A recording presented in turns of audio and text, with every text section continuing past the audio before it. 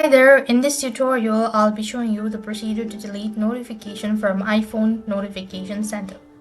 In order to clear notification from the notification center on an iPhone, you could either clear them one by one or clear all at once. Now here what you need to do is first thing first you want to swipe down from the top of this iPhone screen to open the notification center. Alternatively, you could also swipe up from the bottom of the screen to open this up.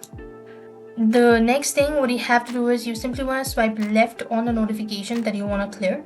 Tap clear or remove from the notification, or else you could just click on the cross icon from the top if you want to clear all at once. Now you could either go ahead and click on clear all notifications, and you could also hold the X button until click appears and then tap on it. As you've done it, so you've successfully deleted notification from iPhone notification center. I hope the video was helpful. Make sure to like, share and subscribe. Thank you for watching. See you in the next video.